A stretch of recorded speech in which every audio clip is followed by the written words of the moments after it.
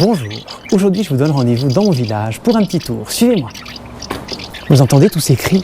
C'est des hirondelles de fenêtres. J'ai de la chance, dans mon village il y en a encore beaucoup, elles nichent sous les toits et sous les embrasures de fenêtres. Toutes les hirondelles qu'on voit ici là autour, c'est des hirondelles de fenêtres.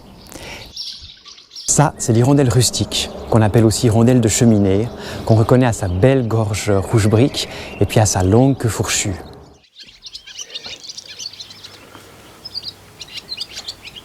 L'hirondelle rustique, autrefois, elle s'installait dans les grottes ou sous les surplombs. Et aujourd'hui, on la trouve dans les garages, dans les granges, dans les bergeries. Et dans mon village, elle est devenue vraiment très rare. On ne la trouve plus que dans une ou deux fermes isolées, c'est dommage. Oiseaux migrateurs par excellence, les hirondelles, elles ont plusieurs soucis.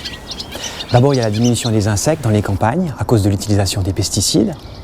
Ensuite de ça, il y a une crise du logement parce qu'on rénove les maisons et puis souvent, on ne veut plus qu'elles s'y installent.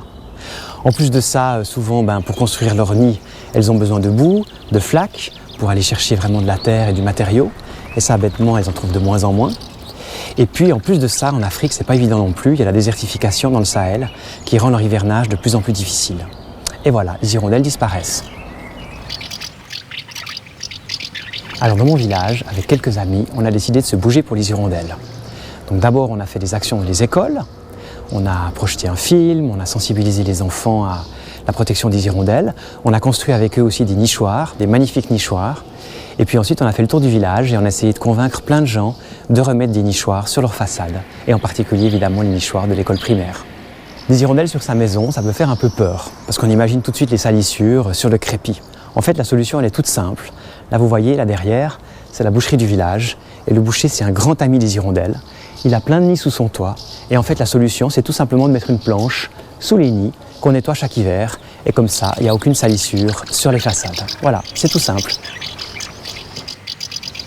Vous aussi, vous pouvez aider les hirondelles en construisant des nichoirs ou bien en achetant à des associations de protection des oiseaux et en les installant chez vous. C'est pas très compliqué. Voilà, ça se passe près de chez vous. Rendez-vous la semaine prochaine sur cette même chaîne et n'oubliez pas de vous abonner à cette chaîne YouTube.